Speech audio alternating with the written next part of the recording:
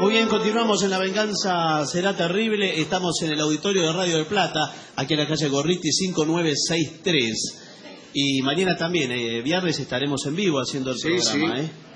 Nadie debe dejar de faltar. Hablaremos hoy de algunos casos de hechicería en la historia de la nobleza en Inglaterra. En algunos casos se resolvían asuntos políticos no solamente mediante la intriga, sino a fuerza de actividades mágicas. El propósito era sumar poder. Los hechiceros estaban dispuestos, por una suma de dinero, a practicar magias letales. Ahí va. Cuando algún tipo te molestaba, le decías a los hechiceros, y entonces los hechiceros hacían una cosa, un daño, como se dice ahora, sí, ¿no? Y tu enemigo se moría. Podía decirse que cada casa noble tenía su hechicero, que llegado el caso servía para desbarrancar a las otras casas.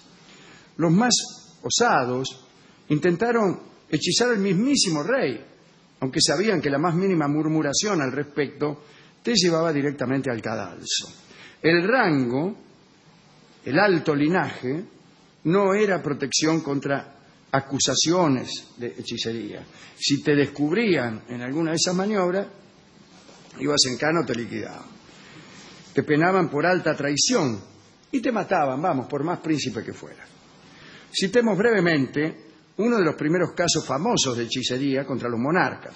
Allá por el año 1400 se pretendió hechizar al rey Enrique V de Inglaterra. Los conjurados quisieron volverlo loco con acciones sobre sus ropas. Para eso vistieron con armaduras del rey, ¿no? Y camisas del rey, no del rey, no. O sea, con cosas que le robaron al rey, vistieron a unos locos que habían sido capturados para tal menester. Lo voy a decir bien. Los tipos raptaron unos locos que había por ahí y los vistieron con ropas del rey. Parece que esa era la manera de hechizarlo. Y entonces vos vestías a los locos con ropas del rey y el rey se volvía loco. Hasta aquí todo muy científico. Pero no dio resultado. Entre los conjurados estaba nada menos que la madrastra del rey Enrique, Juana de Navarra. ¿Vio cómo son las madrastras, no? También estaba el capellán, John Randolph. Lo curioso es que no se juzgaba la ingenuidad del intento, el intento de volver loco al rey. Y entonces las penas, si te agarraban, no eran ingenuas, te mataban con un hacha de verdad. Entonces lo descubrieron a los tipos. En realidad no habían hecho nada. Habían vestido a unos locos con ropas del rey que se habían afanado. A lo sumo podías condenarlo por haber robado ropa del rey. ¿Quién puede pensar que eso sea un daño? Y no, la pena no era nada ingenua. Te mataban, un hachazo en el marote, ¿no? Así que hubo prisión para algunos y otros fueron directamente al cadalso. Una hechicera llamada Marjorie era famosa por el empleo de filtros para exaltar la pasión de los esposos renuentes. ¿Cierto? ¿Tiene filtros para exaltar la pasión de un esposo renuente? Sí, te los daba. Una señora llamada Eleanor Cabham, utilizaba los servicios de esta dama para conseguir que el duque de Gloucester la amara. Bien. Pero después quiso usar la hechicería con fines políticos y se dispuso a atentar nada menos que contra Ricardo III. En realidad, la bruja Marjorie no era muy ortodoxa en sus hechizos. Entonces, junto con dos hombres que la ayudaron, que eran también enemigos de Ricardo III, buscaron pelos del rey Ricardo. ¿Dónde lo buscaron? Bueno, en el cuarto de los peluqueros de palacio. Siempre algún pelo queda cuando uno va a la peluquería, ¿no?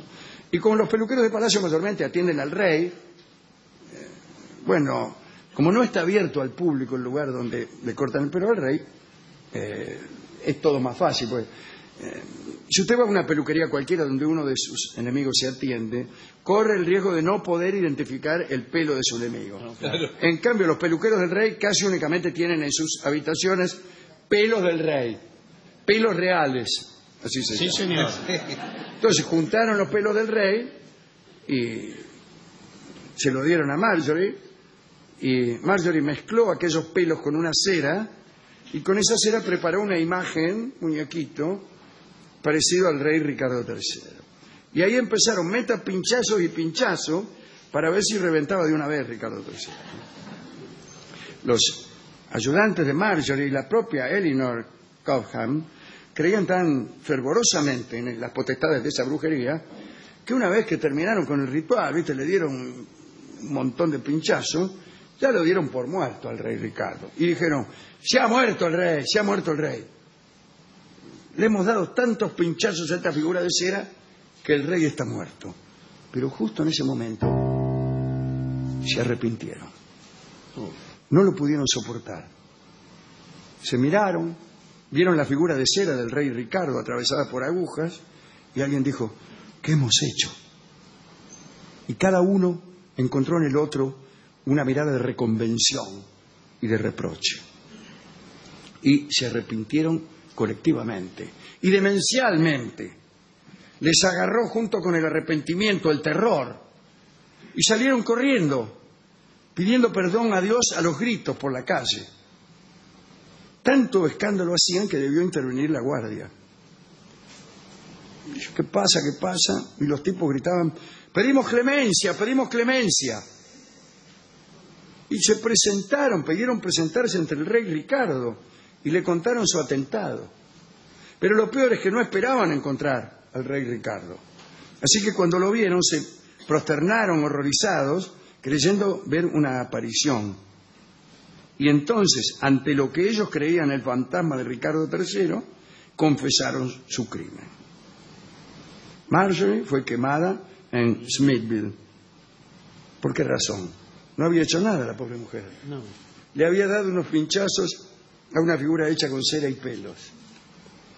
La conspiradora principal, Eleanor Cobham, fue obligada a hacer penitencia pública en las calles y después murió prisionera en la isla de Man. En el año 1534, y esta es otra historia, en tiempos del reinado de Enrique VIII, también conocido como Charles Lawton, se llegó a extremos tremendos para evitar posibles hechizos. Cualquier símbolo que pudiera representar al rey era cuidado y custodiado. En determinado momento se pensó que los árboles que rodeaban la Torre de Londres eran símbolo inequívoco de la fortaleza del rey y de su estirpe. Y entonces se castigó a quienes, a veces inocentemente, maltrataban aquellos árboles. En el año 1534, una adivina, conocida como la doncella de Kent, agitó al pueblo con la profecía de que el país no tendría bienestar hasta que un cierto árbol no fuera destruido de raíz. Y entonces algunos fueron a talarlo. Pero eso fue considerado como un ataque contra el rey Enrique. Y entonces la doncella de Kent fue arrestada y ejecutada. O sea, había mucho que creer. Primero había que creer, si vos eras la doncella de Kent, que un cierto árbol debía ser destruido para que el país prosperara. Tenías que creer eso primero. Pero después necesitabas mucha gente que creyera que ese y otros árboles simbolizaban el poder del rey. Y después necesitabas muchísima gente que confundiera el símbolo con la cosa, que es lo peor. Uno puede creer que un árbol simboliza el poder del rey, pero creer que un ataque al símbolo es un ataque al rey y penalizar en consecuencia ya es un grado de locura muy avanzado. Bueno, la arrestaron, la ejecutaron a la doncella de Kent. Última historia. En el año 1603 murió la reina Isabel sin descendencia, como saben ustedes, y se eligió para sucederla a Jacobo VI de Escocia, que era el hijo de María Estuardo, la misma mujer que la propia Isabel había mandado matar.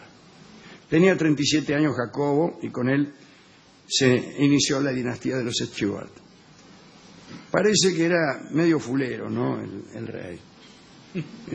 Usaba una barba dispersa, era muy torpe, a cada momento se caía del caballo, en realidad no a cada momento, sino solo cuando montaba. Hablaba mucho, pero con enorme dificultad, de suerte que no se entendía lo que decía. Bueno, tuvo varios favoritos porque le gustaban los muchachos, pero también varias favoritas. Una de ellas se llamaba Lucy Stratfield y no era muy conveniente para el protocolo porque no era noble, era una plebeya y Jacobo la quería muchísimo. Entonces, para disciplinarlo y para que la estirpe no peligrara, lo casaron a Jacobo con otra, con una princesa dinamarquesa que se llamaba Ana, y con ella tuvo a quien luego fue Carlos I. Esta historia siempre me ha gustado mucho. Ahora bien, Jacobo no podía olvidar a Lucy Stratfield.